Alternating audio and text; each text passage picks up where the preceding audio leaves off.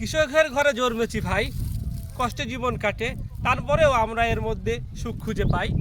ফলেছিলাম সোনার ফসল, হয়ে গেছে হোয়াইট গোল্ড, যার বাজার মূল্য আজ 2400 টাকা। এই যে সোনার রসুন, এই রসুন থেকে আমাদের জীবিকা নির্বাহ করি আমরা। এই দেখুন, সোনার রসুন ফলেছিলাম আজ থেকে 3 মাস আগে। রসুন আমাদের অলরেডি উঠে গেছে, এগুলো এখন কাটবো ঘরে নিয়ে যেয়ে, এরপরে বাজারজাত করব। এই মুহূর্তে আমরা এই জমির যে মূল মালিক, মূল কৃষকের সাথে আমরা সরাসরি এই রসুন নিয়ে আলোচনা করব।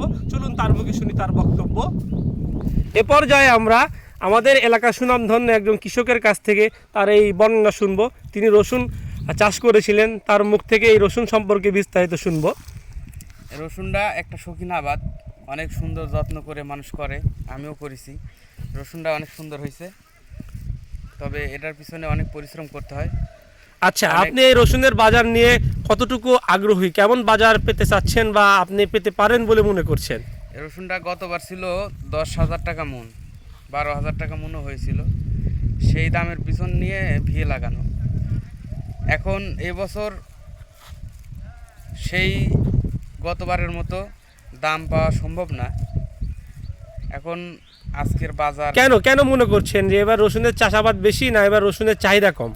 কি জন্য দাম কম? চাহিদা আগের মতোই আছে, কিন্তু সমস্যা হচ্ছে যে আবাদ প্রচুর পরিমাণে, এত পরিমাণ এই রসুন উৎপাদন হচ্ছে এবার, যার কারণে বাজার মূল্যটা কম। তাতে সমস্যা নেই, আল্লাহর রহমতে যে বাজার আছে এই বাজারটা থাকলেও অন্তত কৃষকেরা মনে একটা খেয়ে দিয়ে বাঁচবে, ঘরে কিছু রাখতে পারবে। মাশাআল্লাহ মাশাআল্লাহ। তো প্রিয় দর্শক, এই মুহূর্তে আমি আমাদের এই রসুন চাষির সাথে কথা বলছিলাম আমাদের এলাকায় নাটোর সদরে। তিনি সর্বপ্রথম রসুন ঘরে নিয়ে যাচ্ছে, চোখে পড়ার মতো আর কি। অনেকেই নিয়েছে, তাও এনার রসুনের পরিমাণটা অনেক বেশি। তাও কমপক্ষে কয় বিঘা রসুন চাষ করেছেন আপনি?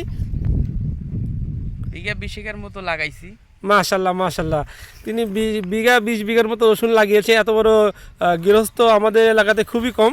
যাই হোক বন্ধুরা, রসুনের আপডেট আজ এই পর্যন্তই। আবারও দেখা হবে নতুন কোনো ভিডিওতে।